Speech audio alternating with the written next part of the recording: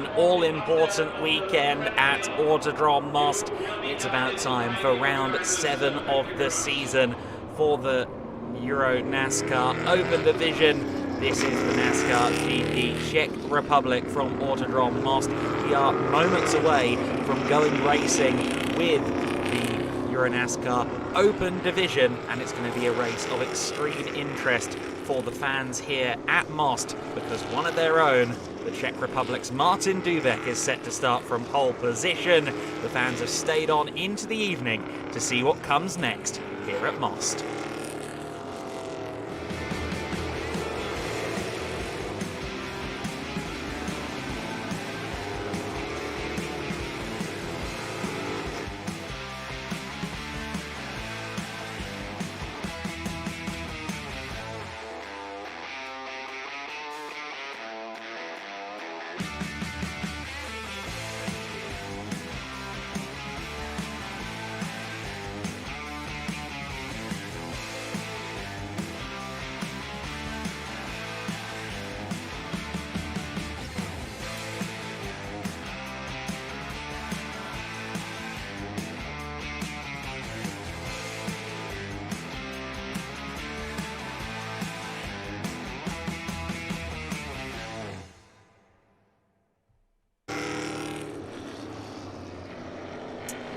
So then the circuit here at Most, whether it's wet, whether it's dry, whether it's hot, searing conditions that we've had several times here in the past, or a slightly cooler weekend like the one we have in front of us this time around, it's a circuit that always delivers challenges, and in order to be at the front of the order at this circuit, you really need to be at your optimum.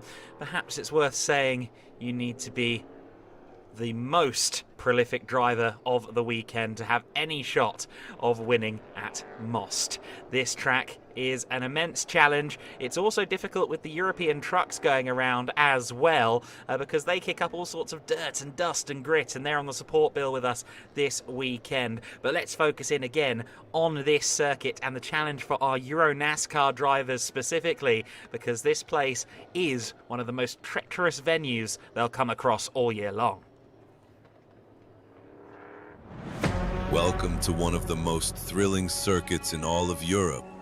Fast straights, brutal corners, and pure horsepower collide right here.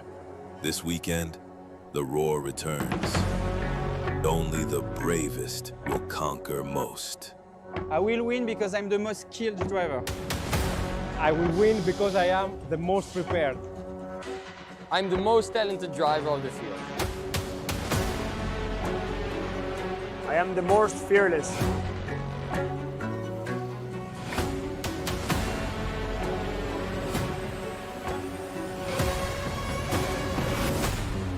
I am Most.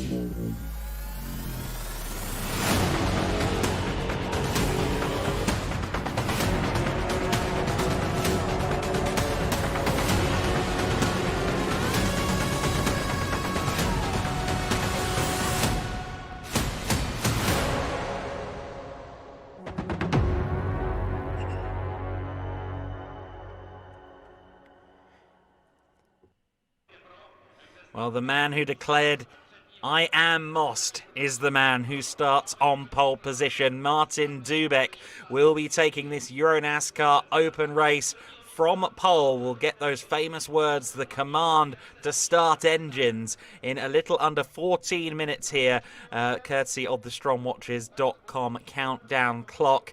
Dubek then on pole position. He was runner-up earlier on today in the Pro Division, so he'll be looking to go one better in this race. And of course, he is looking to defend his title here in the Open Division. It's been an up and down season for him so far. He has the most wins of anybody, 3 victories, but also only 3 top 5 finishes. He's faltered at Valencia. He's had a couple of slip-ups across the season in general. It's not been flawless so far, but he is only 7 points back from Melvin Groot, our championship leader. Thomas Krasonis will be on the outside of the front row.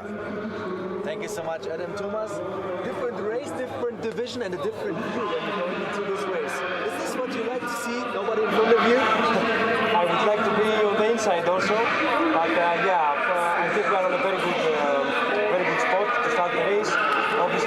has incredible experience. Don't expect that. From him, I'm sure that he will not do anything, you know, to compromise the race. He knows what is most, what is this first corner.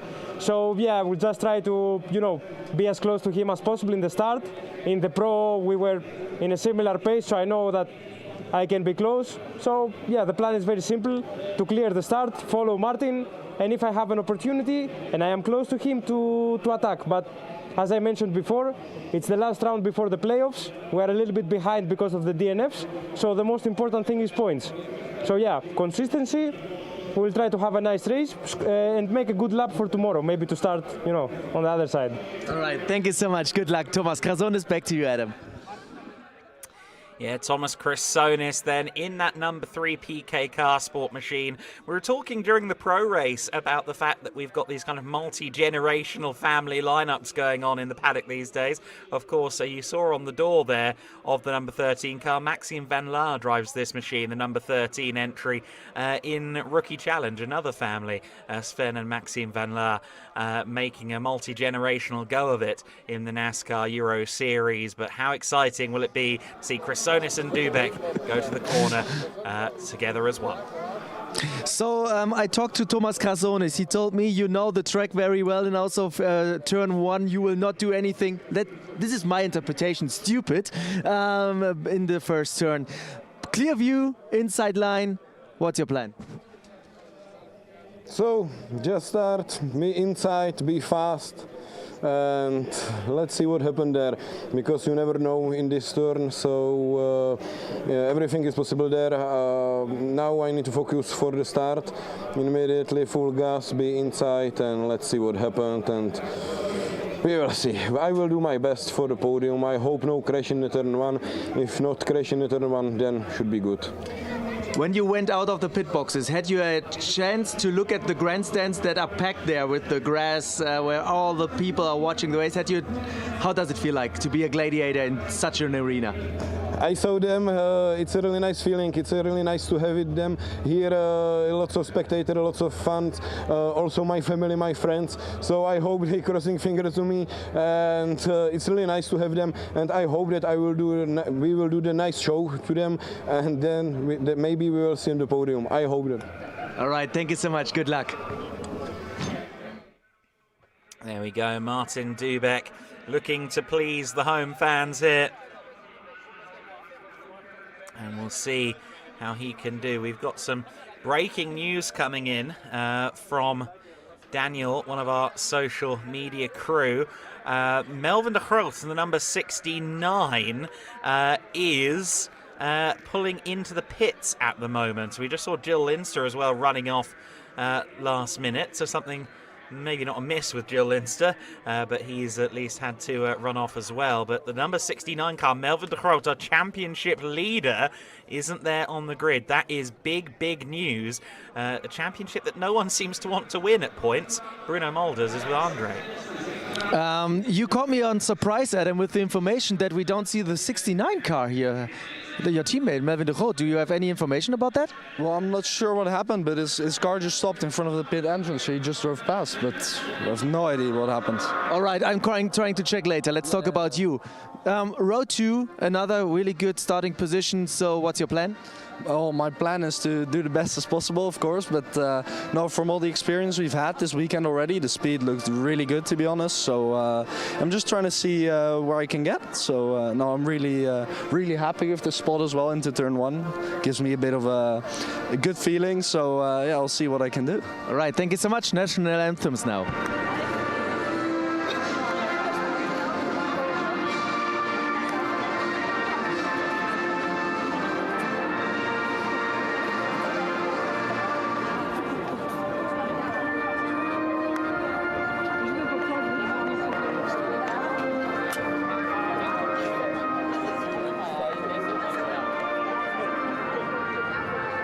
Kijk maar naar rechts en je gaat meteen uit de televisie. Kijk nog meer naar rechts. Naast de wc. Je hebt hem gezien ook. Nee? Kijk achter je.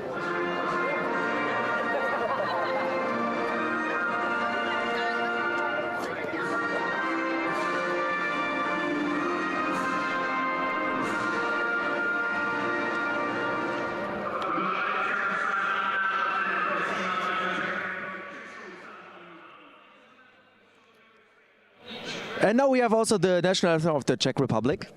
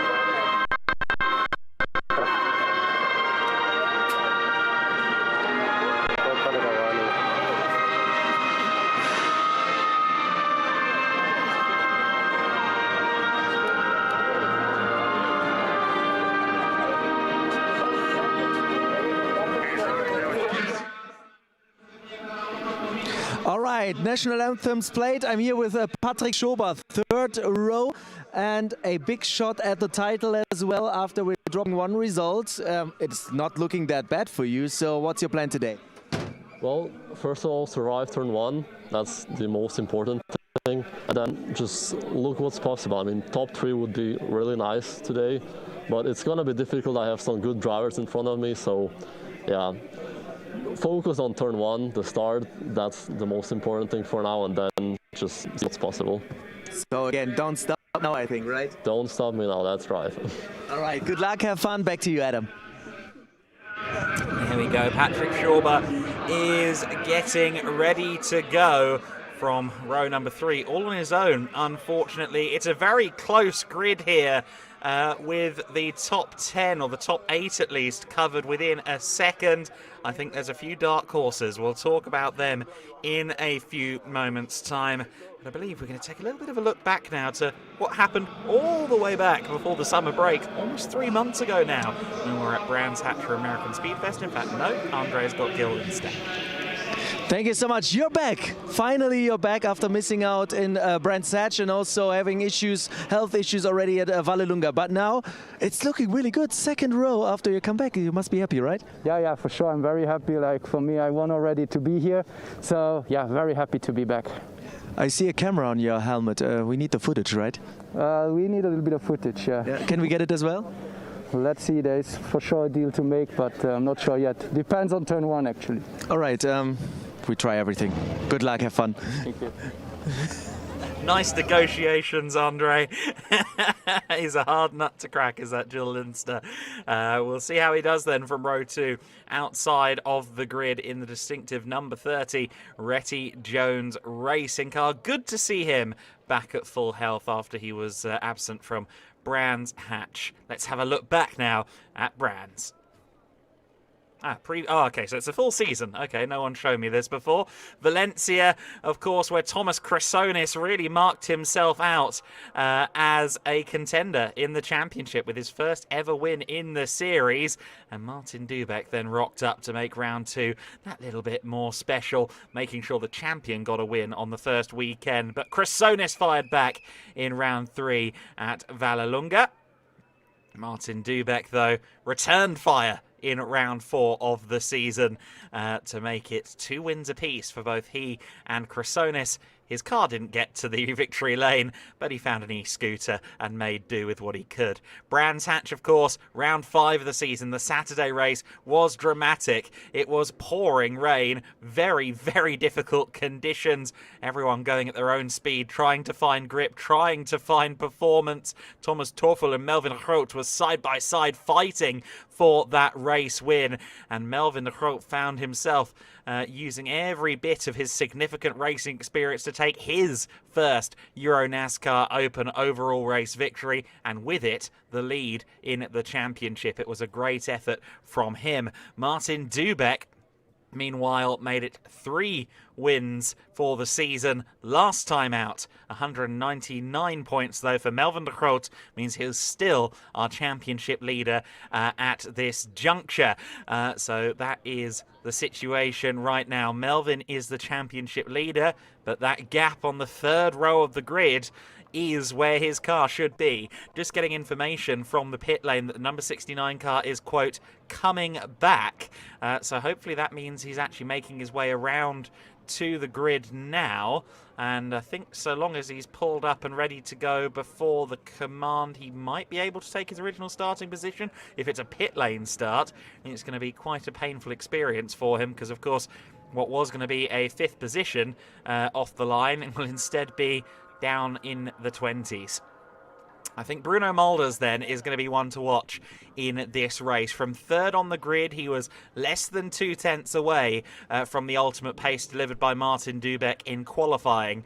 And Mulders has just been there or thereabouts at the front of the pecking order in Euro NASCAR Open on several occasions. And to be honest, I think if he'd had a slightly better run of luck, if he hadn't had maybe 1 or 2 rookie errors paired with some misfortune, he could be right up there in the championship standings. He's been really impressing me this year in Euro NASCAR Open. Currently sits 7th in the standings, 3rd within the master classification, 28 points back from the points lead. That points lead, as we say, belongs to Melvin de Groot, but the big twist in the tail ongoing at the moment with Melvin returning to the garage and to the pits with some sort of issue. Hopefully they've rectified that. Still no sign of the number 69 car, but here are the point standings as they stand. As you see, Schauber and Dubeck tied on 192 behind Melvin de Groot, Thomas Dombrowski, Thomas Chrysonis, Sandro Tabat-Kalatza, Mulders, Richard, Schack and Benedetti your top 10. Dombrowski leads Master Trophy, Melvin de Groot leads Legend Trophy, and Happy Nessa leads the Lady Trophy classification. We are 30 seconds away from the most famous words in motor racing. They will be delivered by our Grand Marshal, as is customary. It'll be Jana Svobodova. Sorry, I haven't tried that name before, but I'm sure she'll do a good job at giving the words.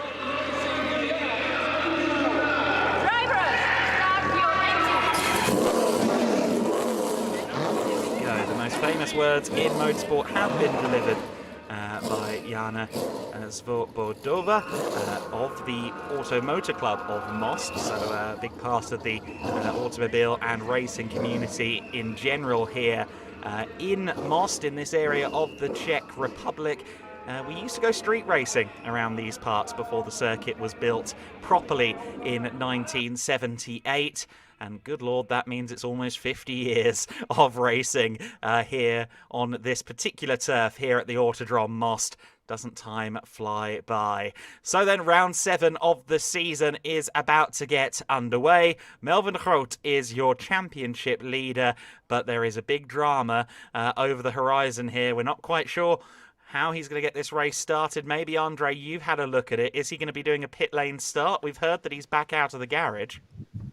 Yeah, to be honest, I had no information there because the teams had to evacuate the grid quite fast, and therefore I got no reliable source there. So we have to take a look where the 69 car is going to be. We have the checkered flag, the green flag already waving, so the cars are moving now. And then we see where Melvin de Groot will be on the grid if he's lining up behind the field and maybe start from the back. If he's starting from the pit lane, but it doesn't look like he's taking his initial starting position right now. But yeah, we have to wait a little bit, and we see a little bit of problems there for Happy Nessa. The 77 car seems not to move.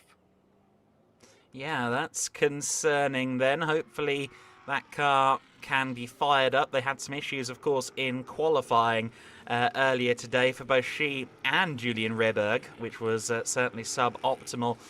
With Melvin de Groot not taking the formation lap, I think it's safe to assume he's going to be doing a pit lane start, or at the very least starting from the rear of the field, and that is going to be costly. The next question, of course, is are we going to get this race underway at the scheduled start time with Nessa's car seemingly going absolutely nowhere? Let's see what happens on that front. There is the 69 at the back of the pack, isn't it, there in the Blake Molan colours, so Melvin de Groot will at least take the start, but he won't be where he was supposed to be. Martin Dubeck is our front row starter alongside Thomas Chrysonis, Dubek on pole, Chrysonis second, Bruno Mulders on row 2 of the grid. Keep an eye on him and indeed the returning Jill Linster, both very much a threat for this race victory. Noda Groot then on row 3 of the grid. Patrick Schauber will be on his own there. Gambarotto and Dombrowski on row 4 of the grid.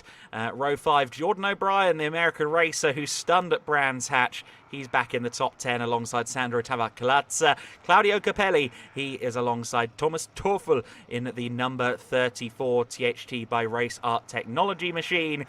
To work back from there, it is Valerio Mazzi alongside Dominic Schack on row 7. Row 8 of the grid is Andres Beers alongside Mikael Bleikemolen as we get confirmation of an additional formation lap. Florian Richard and Davide Frulio on row 9 of the grid. Sven van Laar on row 10. He's alongside Fabrice Pantani. And then Mike Wise will most likely be on his own there with Happiness's issues. But I imagine Melvin Groot will be starting back there as well. So an additional formation lap that will be courtesy of the stricken car of Happy Nessa, the number 77 promotion entry. A day of contrast for the two sides of that promotion garage. Garrett Lowe got his first Euro NASCAR Pro podium earlier today, but the 77 crew have not had the same fortune in the slightest. A shame for Nessa, of course. Perhaps in her favour is the fact that Ariana Casoli isn't here this weekend, which means that Nessa, at the very least, can hold on to Lady Trophy honours for now, even if she doesn't get that car fired up and into this race. So then Dubek, Chrysonis, Mulders and Linster on those first 2 rows of the grid. Then you have Patrick Schauber, who will now be uncontested on row 3.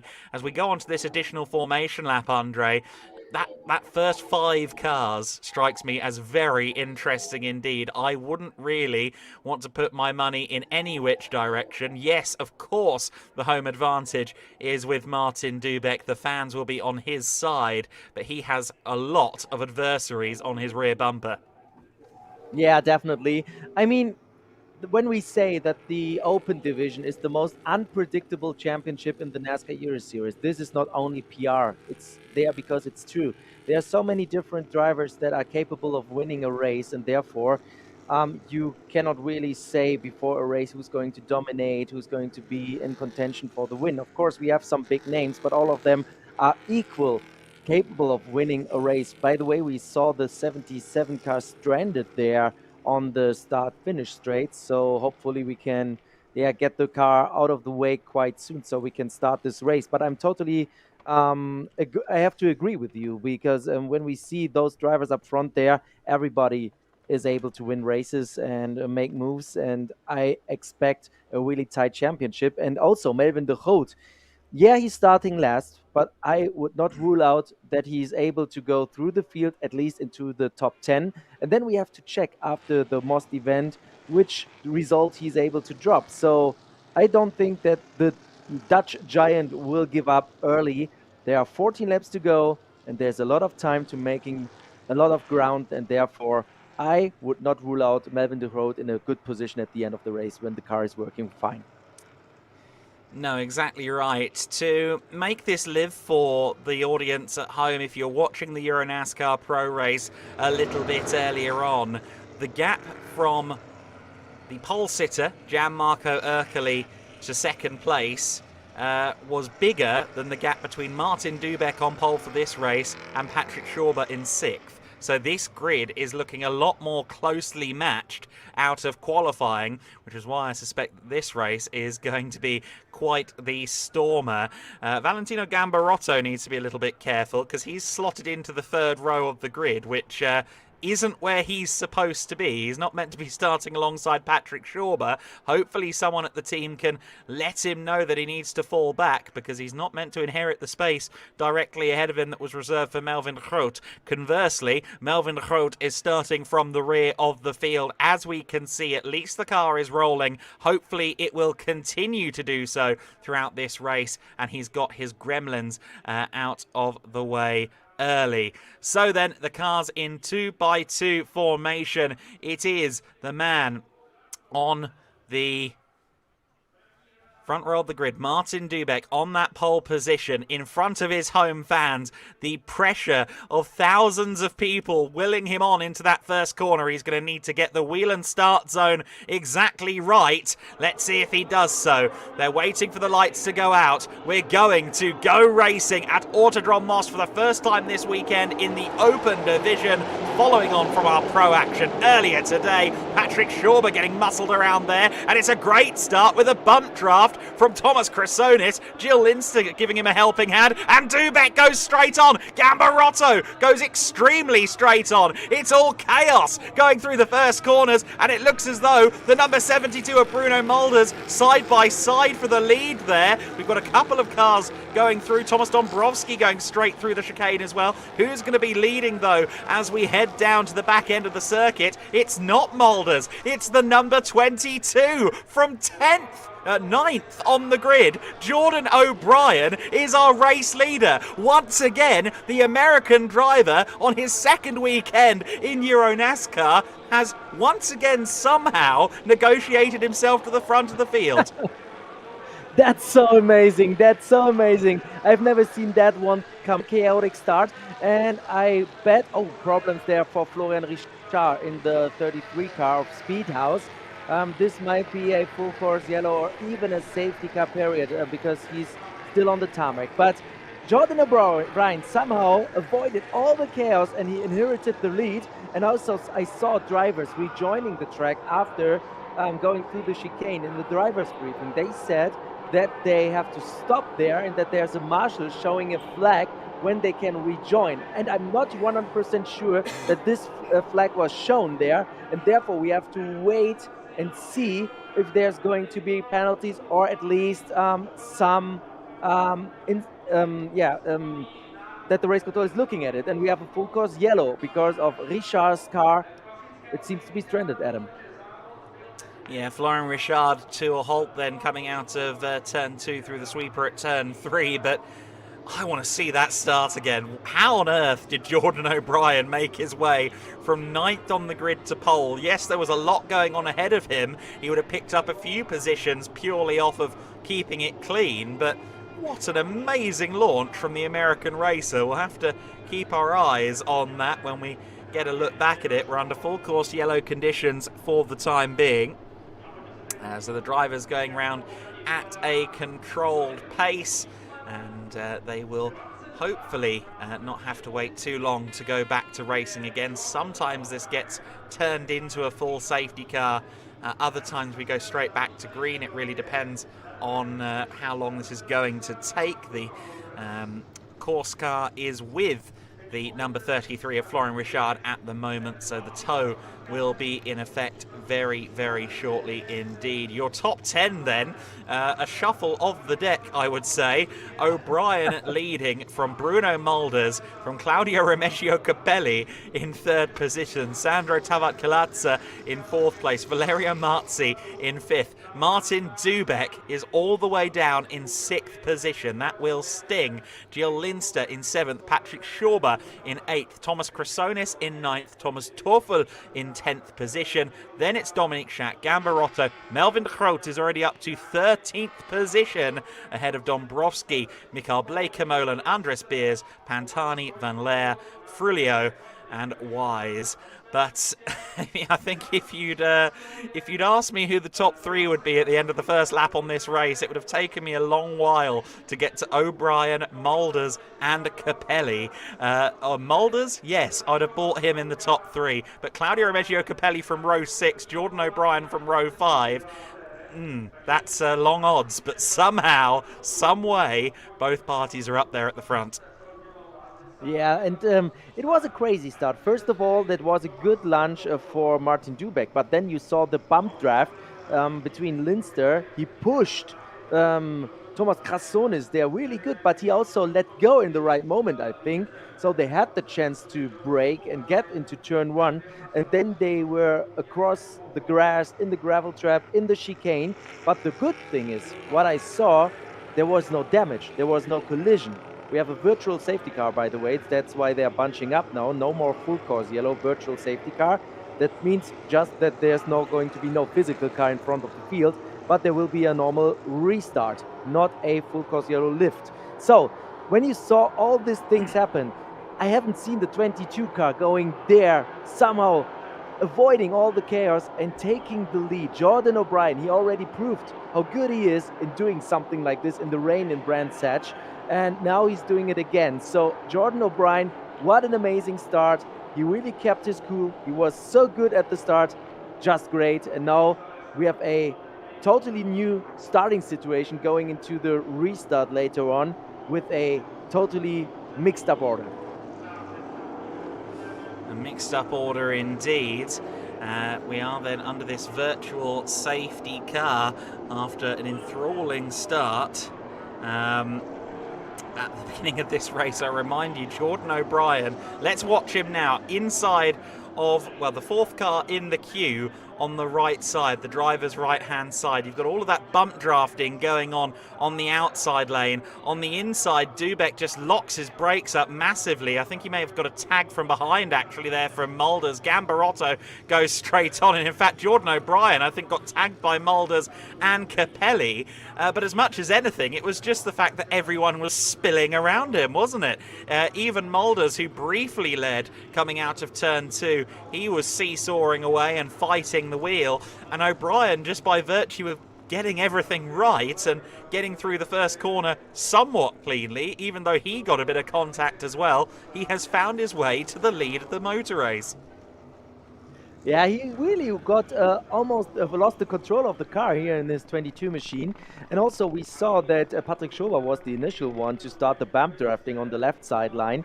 He bumped Linster, and Linster got into Thomas Crasones, and then Linster really linked to the back of the car of Crasones for a long time. And I think Crasones, he was in a good position to take the first turn. We see it right now on the left side of the screen. Here he let go, they brake. The problem is that Martin Dubek is going straight, and therefore Thomas Crasones lost a lot of momentum. And then we saw a little bit of attack from Capelli on O'Brien, but O'Brien caught the machine and got it straight, and then he attacked Bruno Mulders. It was so crazy. From that angle, it looks almost remarkable that Jordan kept it in the right direction. He caught that slide very well, as you alluded to. And, well, reaping the benefits of it now with 12 laps left to go here at the end of this one. And I'm very compelled as to what happens next. We've got a single file restart. We're not going to try and double up again. There was a time when we tried double file restarts at Most, but that doesn't happen anymore. O'Brien, Mulders, Capelli, Tabat Kalatsa and Valerio Marzi, your top 5. There are a lot of headlines there and a lot of drivers who probably wouldn't have expected to be there at the conclusion of the third lap of the race. The restart presented to us, of course, by our longtime partners at Whelen Engineering. And Jordan O'Brien has engineered quite a scenario for himself now. He started 9th just a few short moments ago. He's now got no one in front of him as we get this race back underway. Yeah, we're waiting for them to approach the last couple of turns, and then we go back racing single file. Jordan O'Brien still waving, trying to get a little bit of heat in the tires. Now they all bunch up, and then it's going to be O'Brien versus Mulders in the first turn. They're going to the start-finish straight into the Whelen Engineering restart zone, and then it's going to be green flag is back in the air here at Autodrom Most. Let's try it again, Adam. One more time, and look at Jordan O'Brien. He's got a great start there.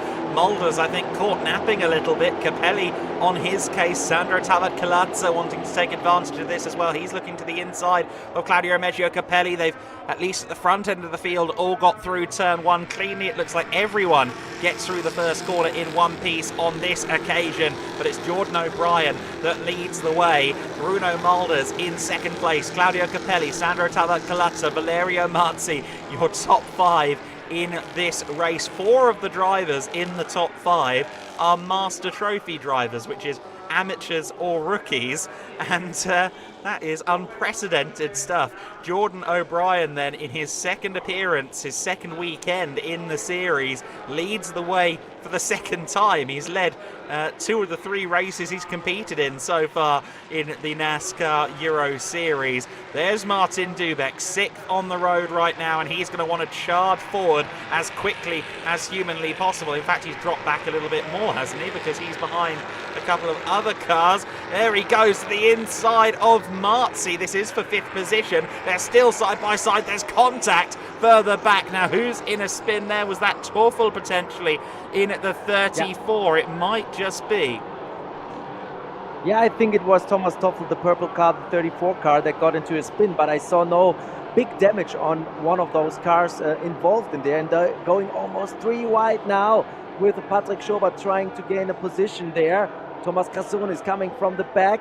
Linster, Dubek, and then Schober, Krassonis. Those are the big names in the open division, but they are now just battling for positions inside the top 10, but not inside of the top 5.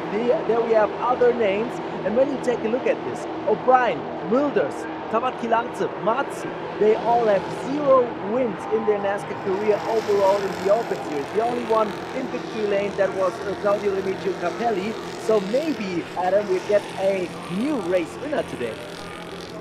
Balance of probabilities points in that direction, doesn't it? Bruno Mulders, he is certainly applying pressure to Jordan O'Brien. He was gapped on the restart, but he's now right back there with the American racer. And O'Brien, of course, while he has had a brilliant start, he wasn't quite on the same level as pace as those front runners in qualifying. Does that translate in race pace as well? Certainly. It looks like Bruno Mulders has a good lick of speed in that number 72 Team Blake Molan Toyota Camry, but the number 22 car, the American racer, looking to make an impact here for his team, Club Competition, who already saw the number 55 car do so well with Fabrizio Armetta at the wheel in the Pro Division earlier on. They want to see more of the same here in the Open, and right now leading the race. That is brilliant stuff from the American and from the team behind him. Claudio Remigio Capelli is lurking. He's watching on to see what the 2 youngsters do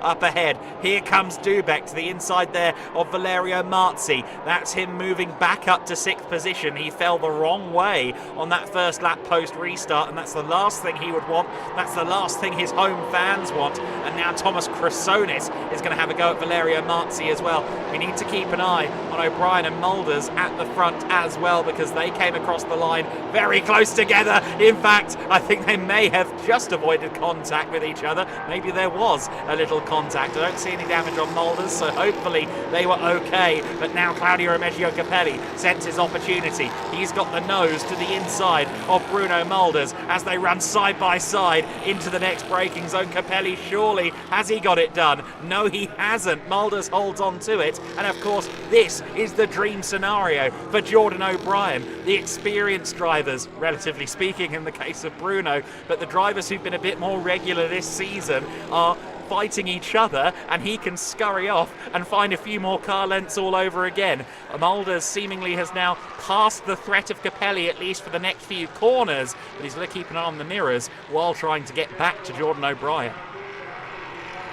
And the whole situation can shift during the race. I've had some talks with Emotion earlier when Gary Blow went to 3rd place.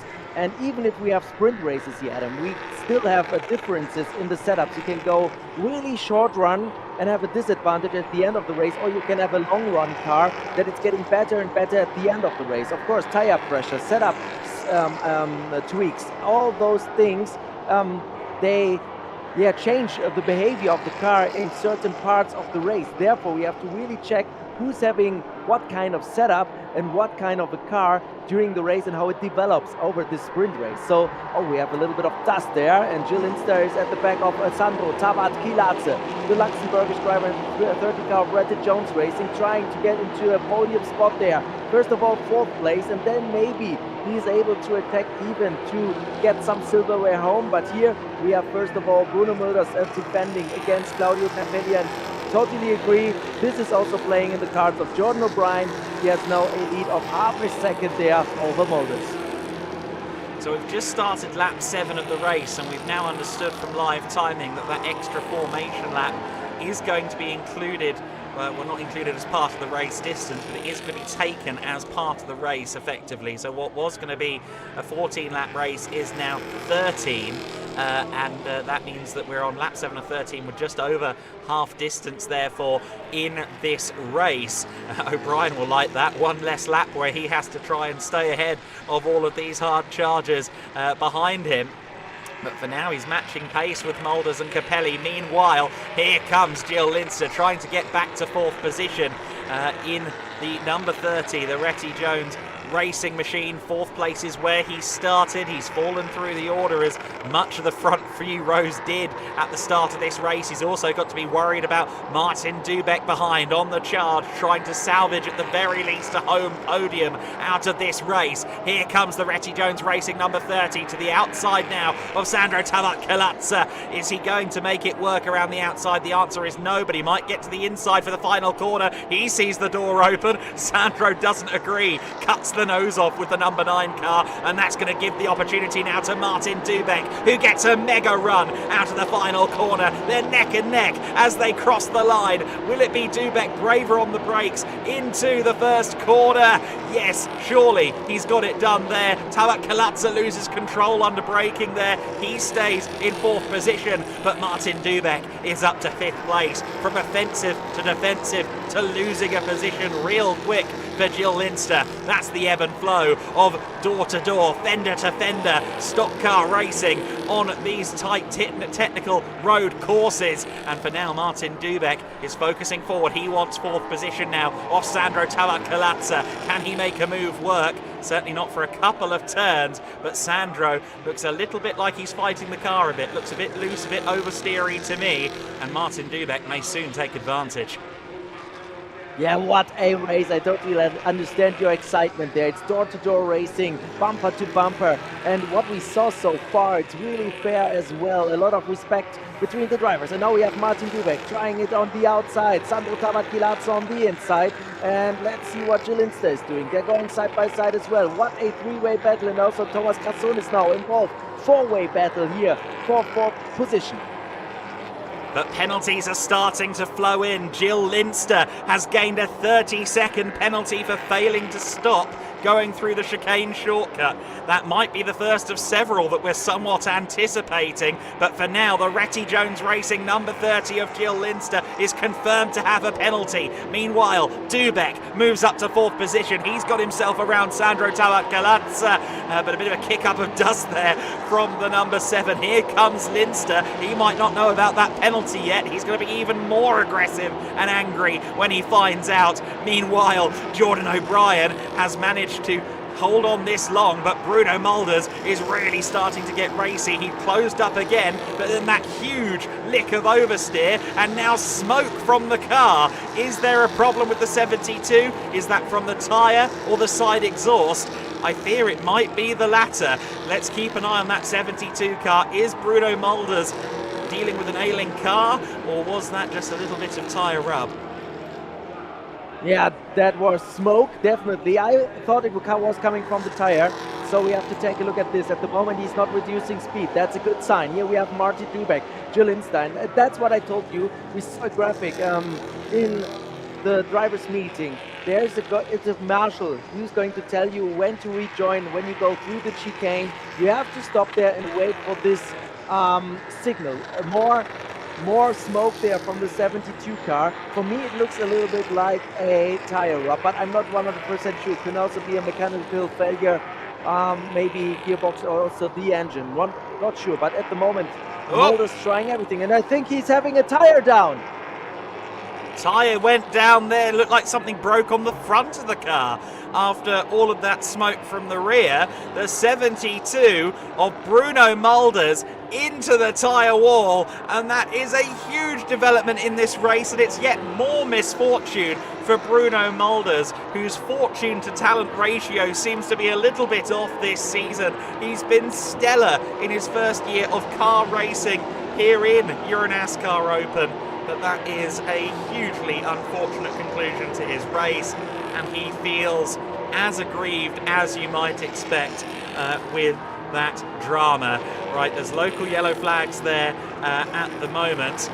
Front right, as we saw there, went down on Bruno Mulders's car. Was that suspension? Was that tyre? I'm not so sure, but the net result is the same. Into the barriers, local yellow flags for now. We're awaiting further bulletins to that end. I remind you, as we watch Thomas Chrysonis here trying to challenge Gilles Linster for what is now 4th position, that the number 30 car has a 30-second penalty. Of course, the other thing that's happened here is that Martin Dubek, the hometown boy, is back on the overall podium. He's up to 3rd place as a result of Mulders's issues. Yeah, and I took a look at the best laps so far that are determined the starting grid for tomorrow's race.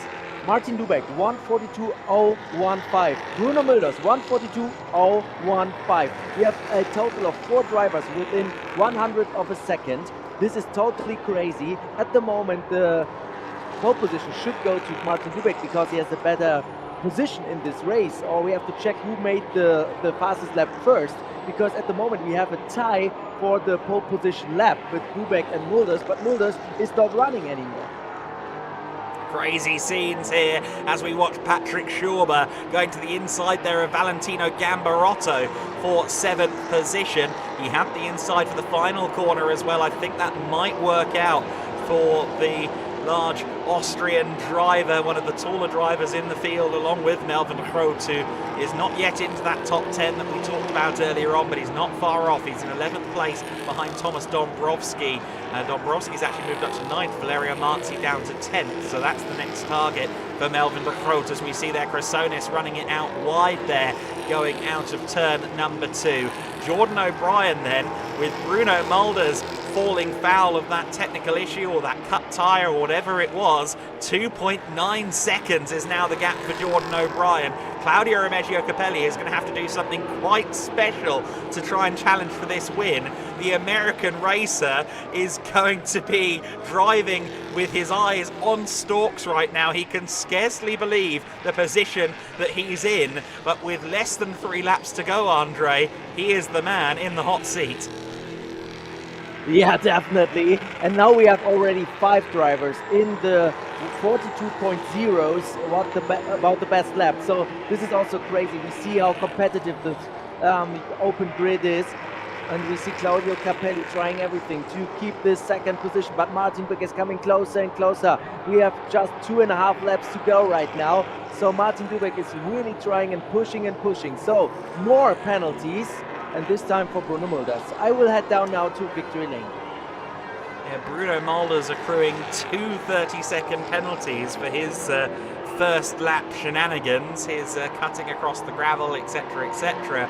Of course, that's all fairly non-material, given he's no longer running. Valentino Gambarotto has smoke, and he is slowing in a big way. Now that, to me, is certainly something with the engine or the gearbox, as we see Martin Dubek to 2nd position. He's back to where he started from. He's gotten past Claudio Remeggio Capelli. He's got less than 2 tours remaining of the Autodrom Most. Surely, it's a bridge too far to make up 3 seconds in 2 laps. As quick as Dubek is, as well as he knows this circuit, surely Jordan O'Brien is safe, but let's see if Martin Dubek can make something special happen on his home turf. He would love a win. He'd love to convert that pole position to a victory. However, surely the odds are much too long from here. Jordan O'Brien on the penultimate lap of the motor race is your race leader. Capelli,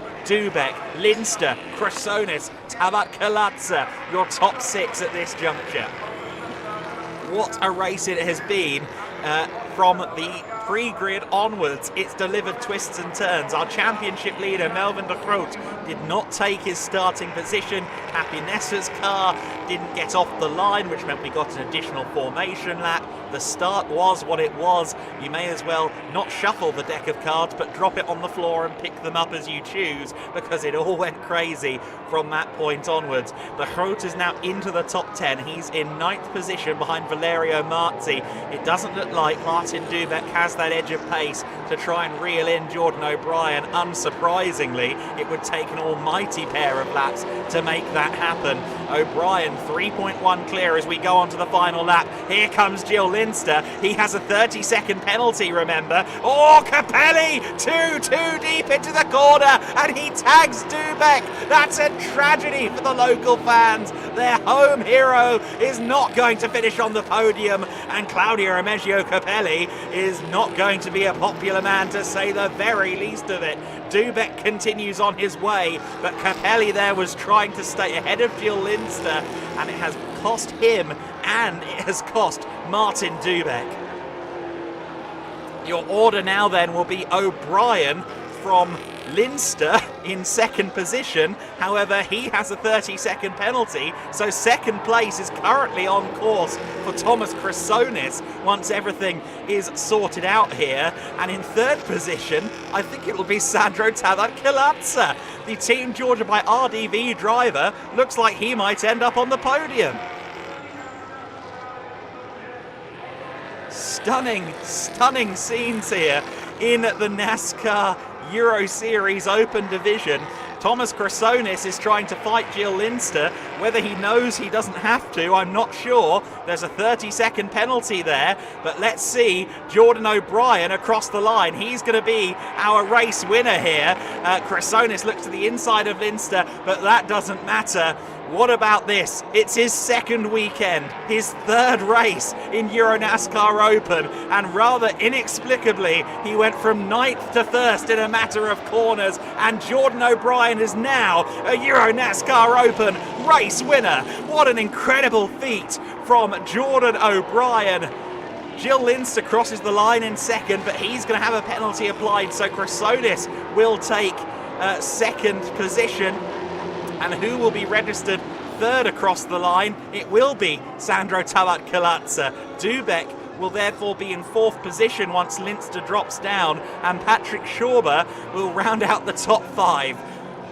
But Jordan O'Brien has joined the ranks of Euro NASCAR race winners. I'm sure he thought that maybe he could get to the top five from 9th on the grid. I don't think he would have thought that after one lap of racing, he would be our leader, and he's done everything in his power to stay there ever since. He held off Mulders, then Mulders had his issues. There were several other challenges as well that Jordan O'Brien had to fight off, and in the most stunning circumstances we've seen in recent memory, we have a new winner in the NASCAR Euro Series.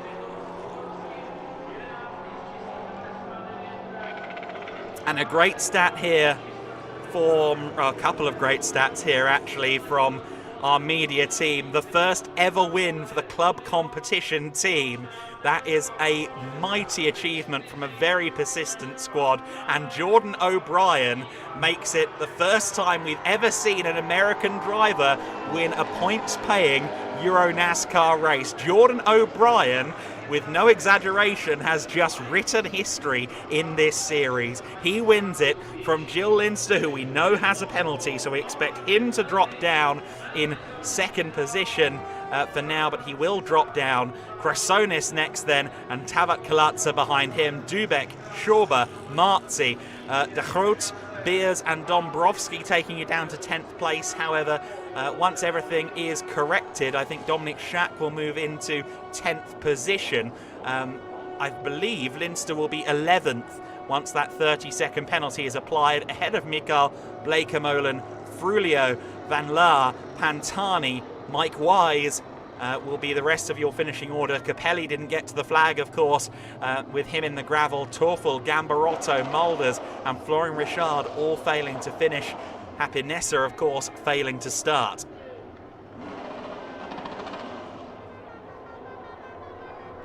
So there was previously, of course, a winner from America in the NASCAR Euro Series, but that was Ben Kennedy in a non-championship race at the now defunct Tours Speedway back in 2012. So in terms of points-paying championship races in the NASCAR Euro Series, this man, Jordan O'Brien, is the first American driver to take a win.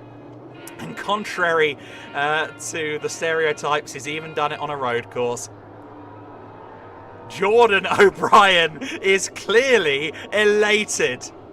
He will have pictured his race 5 different ways. I don't think any of them would have necessarily ended in victory lane, but here he is, a race winner, a club competition for the first time are greeting a race winner in their colours. This is a huge moment for the NASCAR Euro Series to have an American winning the race. Further proof, of course, of this continental synergy going on. There's the rookie challenge driver in that car, Brenna Schubert, giving her congratulations to her friend Jordan as well.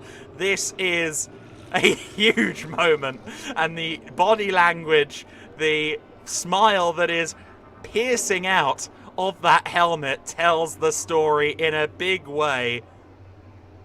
Jordan O'Brien, the first championship race winner in the NASCAR Euro Series. It's been done on a non-points basis, but this is new ground, and Andre will be down there in a minute to talk to this man. He's raced Legends cars, he's raced Lamborghini Super Trofeos, he's been very successful, but this is a new achievement, perhaps a high point in this man's racing career. Let's go down there now.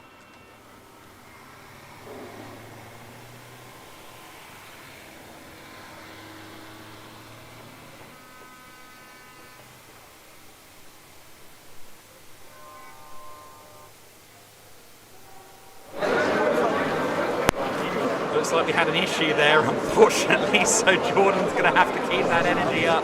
Hopefully we can go down there in just a second to finally get the word from Jordan O'Brien. We can hear Andre now, so let's go down there and speak to Jordan. And we try it again. So, first American to win a points-paying race in the NASCAR Euro Series. Club competition, first win in their history. Second event for you in the NASCAR Euro Series as a rookie. You're here in victory lane. How do you feel? It's kind of surreal, honestly. I mean, I've been fortunate enough to have success in lower levels. So I know the excitement of winning, but this is definitely something special to be so far from home.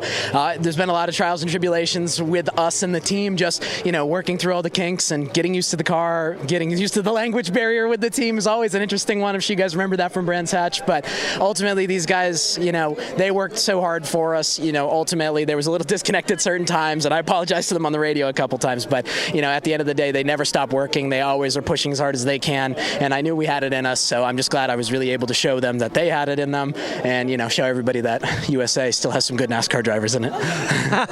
That's a good point. But you have to tell me, how did you got the lead in this crazy first lap thing? I don't know how to describe it, to be fair. I don't know, to be honest. I mean, you know, I wish I could say that's the first time something like that's happened, but honestly, I've had that same situation 5 or 6 times in different races where it's just a mayhem into turn 1, and I don't know, maybe I got a little extra magic sauce that helps me find the path, but somehow I just blink twice and then I'm in first, and I'm just like, okay, here we go, and then it's head down and laps, laps, laps.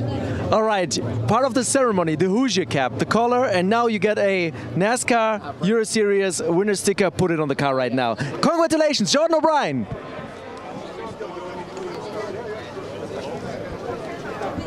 Thomas. Amazing from Jordan O'Brien. Interesting to hear that he seems to have this run of luck, this streak of luck in him. It's the second time today that we've got a driver actively fighting his sticker. Gianmarco Ercoli had similar issues earlier on. But Jordan will get it done, and for the first time a club competition car will have that all-important P1 sticker emblazoned on it. That will be a huge moment in the team's history, and it's only currently just a little awkward that he still can't get it off the paper. Oh dear, that's the real villain of the day, the paper on the sticker. He's going to ask the media team to help. In fact, no, Brenner will help. Oh dear.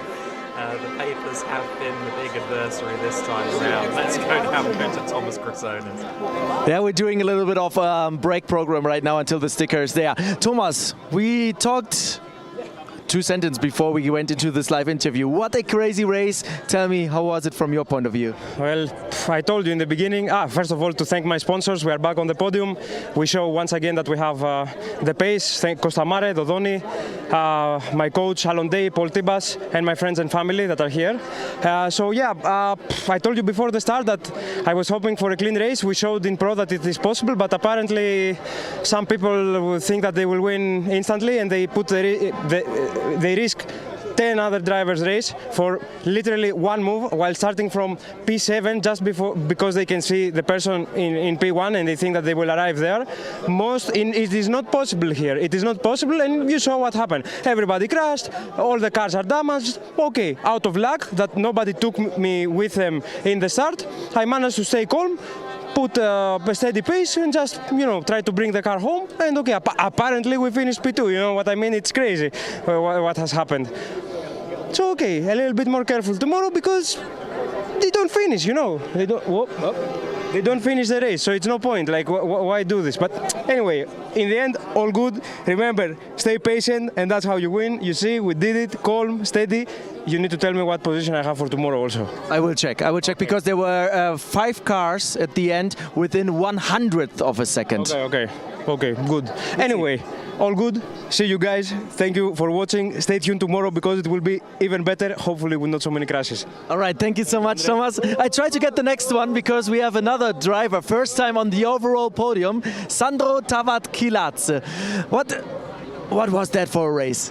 Yeah, it was a great race. The start was perfect. I gained like 6 positions at the start, so it was a very lucky moment for me.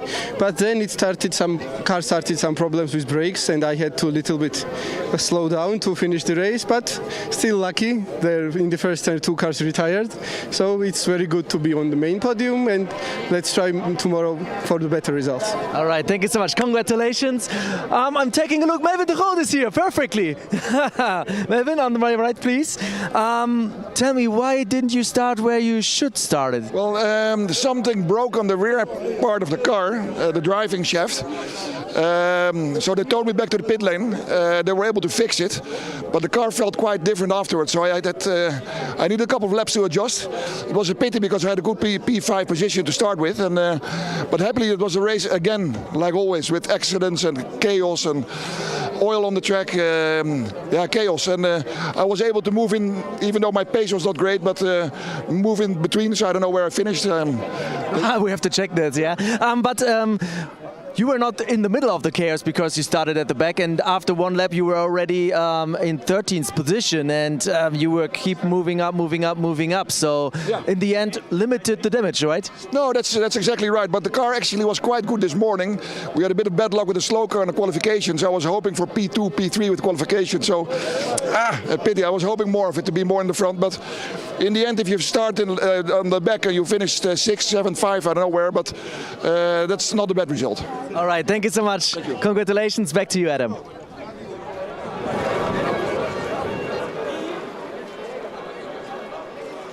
Yeah, what a performance there from Melvin de Groot. He ends up actually as the Legend Trophy winner after all of that drama. Wins Legend Trophy, 7th overall as well. Thomas Krasonis, of course, was asking about his starting position for tomorrow. He'll be starting P4 on the grid by the looks of it. The grid for tomorrow is going to be very interesting, especially with Mulders and Dubek there on the front row, having both set 42.015s during the race. I'm pretty sure that because Dubek finished the race ahead of Mulders and, well, finished the race at point blank, I believe it will be him that starts from pole. And we can see there another driver, Sven van Laar, down with Andre. Yeah, thank you so much, Sven. We sat from the outside watching the race. It was so exciting. A lot of things happened. How was it from your side, from your point of view? Also exciting. I saw a lot of things happening in front of me. Luckily, I survived them. But I think it was a really nice race for the spectators also. And I enjoyed it a lot. I had a nice battle with my teammate Fabien. And yeah, I enjoyed it a lot. You will be again on the podium. You already have the Hoosier cap there. How happy are you with the result? Yeah, very happy. You know, I know I don't have the speed to go with Melvin and Claudio and Michael, but on regularity, you know, and I don't need to tell you, you can go far in this championship. So that's the only thing I need to take in consideration is scoring points, and we will see at the end. All right, thank you so much. Congratulations. Sven van Laaren, back to you, Adam. Yeah, congratulations to Sven on a nice solid run to 14th overall, but also a Legend Trophy podium with that behind Mikael Bleekemolen and indeed Melvin de Groot, our class winner on that front, but still in awe of the race that Jordan O'Brien had. Ultimately winning by almost 5 seconds. Of course, Jill Linster was in second place, but he got demoted because of a 30-second penalty. So Jordan O'Brien, our race winner. We heard there the fairly sharp response to everything that happened from Thomas Chrysonis. He certainly feels there was some reckless abandon being exhibited in that first lap of the race, and well, I can't help but agree. The top 3 onto the podium now, and Sandro Tavatkalatsä with his first EuroNASCAR Open overall podium, if I'm not horribly mistaken. For Team Georgia by RDV, he's on the 3rd step. Thomas Chrysonis with 2nd place. This will do him many favours in the championship, of course, as well, as he was running 5th in the points, 16 back from the lead. But your winner, Jordan O'Brien, doesn't have to worry about the championship, of course, only joined us for Brands Hatch. Here is the US anthem.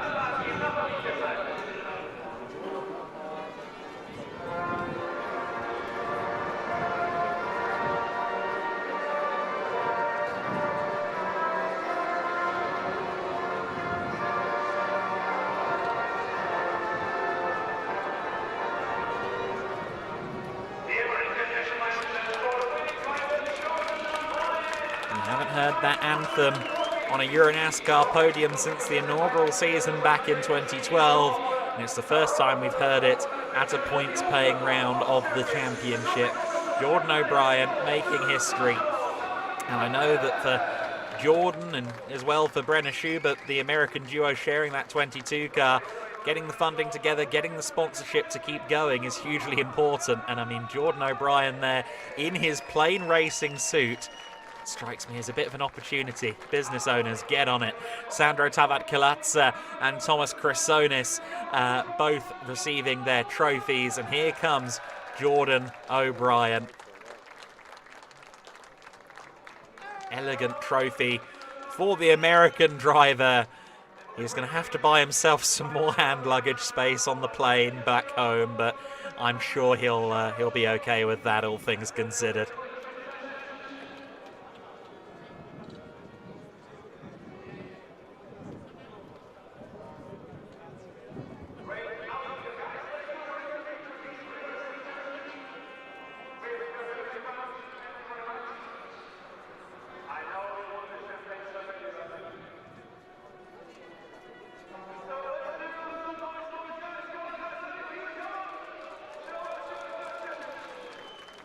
There we go, the top 3 celebrating, taking pictures together. And Jordan O'Brien with the champagne spray. He is delighted. What a moment for all 3 parties. For Chrysonis, it's a huge step in the championship. For Tavatkalatsä, it's another step forward. And for Jordan O'Brien, it's a continuation of what's been a fairly miraculous run in the NASCAR Euro Series thus far.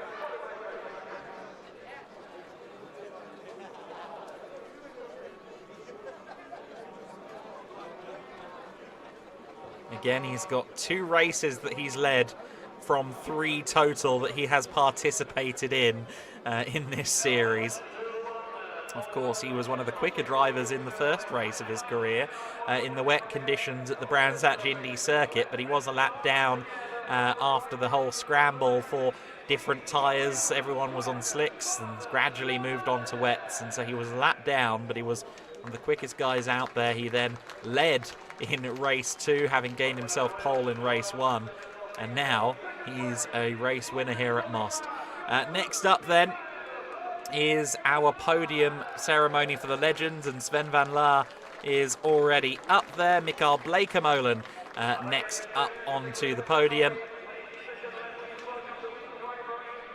Makes his way onto the second step, and then Melvin de Groot, in spite of starting from the rear of the field, made his way up to 7th overall, but also the Legend Trophy win. Of course, I think with this he will have lost his lead in the championship.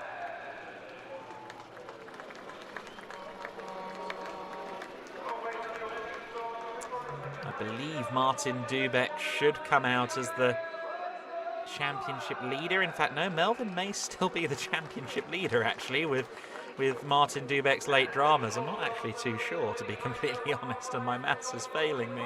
But with the dramas of that race, it will be a big shuffled deck in terms of the championship order going into round 8 of the season, which will be the conclusion of the regular season, of course, in the open division.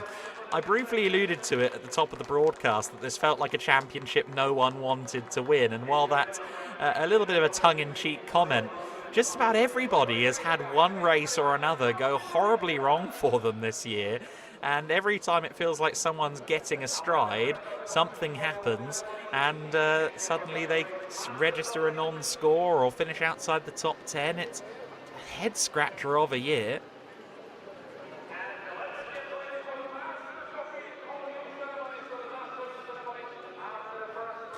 We'll have to see how that translates to double points in the playoffs. Double jeopardy, double points.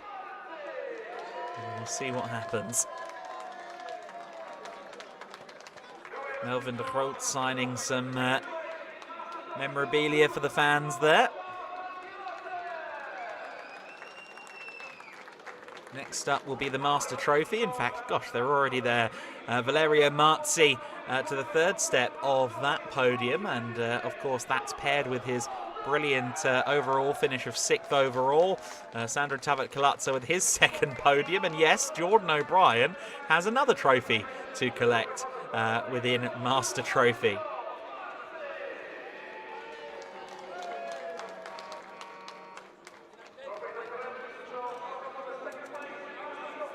Tavat-Kalatsa has received his 3rd place pot then. Second place pot goes Sandro Tavat-Kalatsa. Of course, Valerio Marzi taking the 3rd place trophy. And your winner, once again, Jordan O'Brien, who is a very, very happy man, to put it lightly. What a day here at Most for O'Brien. A solid qualifying today. I don't think he would have seen what came next. I think he'll be starting on the 3rd row of the grid for tomorrow, so have a little bit less work to do to carve his way to the front of the field. But all the same, what a performance from Jordan O'Brien. And we'll see how he performs tomorrow from row 3 of the grid. The order in that on that grid is going to be incredibly mixed up as well, with some drivers not really getting clean laps in, with all of the dramas going on around them. There goes the Club Motorsport team, Club Competition, sorry, to go up onto the podium. It's their first win, so it's a huge moment for them, and they now soak in this moment together as a team, as a family. It's the biggest day in that team's history. And I suspect there may be more to come with talents like Jordan, like Fabrizio Armetta, of course, in that Sister 55 car. There's a lot going the way of Club Competition right now. Well, with an incredible, unprecedented race in the books, let's take a look back at some of the action from round 7 of the Euro NASCAR Open season.